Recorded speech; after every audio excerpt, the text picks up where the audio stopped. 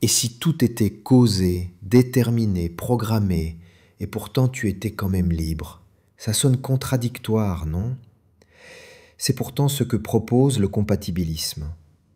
Depuis toujours, on oppose deux visions. D'un côté, le déterminisme. Tout ce que tu fais est la conséquence de ce qui t'a précédé. Tes gènes, ton éducation, tes expériences, la chimie de ton cerveau, tout s'enchaîne logiquement, mécaniquement. De l'autre, l'idée du libre arbitre. Tu serais un être autonome, capable de choisir indépendamment de toute cause. Alors qui a raison? Et si en réalité les deux coexistaient?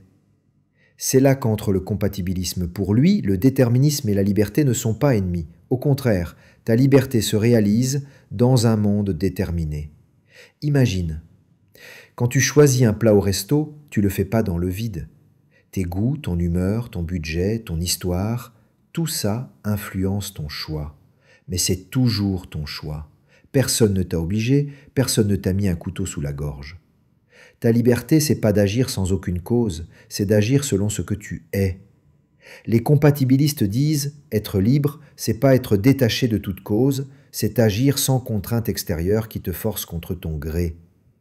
Être libre, c'est suivre ta propre nature, ton raisonnement, tes désirs profonds, même s'ils ont été façonnés par ton passé.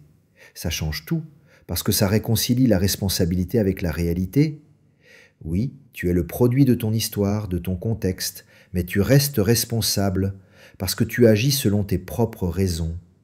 Ça évite deux pièges. Le premier, celui de croire qu'on est des robots sans aucune marge de manœuvre.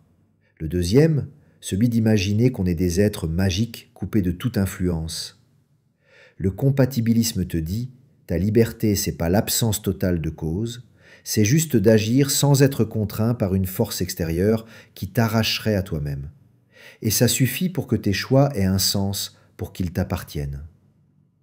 Alors, la prochaine fois que tu auras l'impression d'être coincé dans un monde trop déterminé, rappelle-toi que même si tout est causé, tu n'es pas pour autant privé de volonté. Ta liberté, c'est pas de flotter hors du réel, c'est de tracer ton chemin à partir de ce que tu es, de ce que tu portes, de ce qui t'a construit. Et peut-être que c'est ça, au fond, la vraie liberté. Pas une rupture totale avec ton histoire, mais la possibilité, ici et maintenant, de choisir qui tu veux devenir avec ce que la vie t'a donné.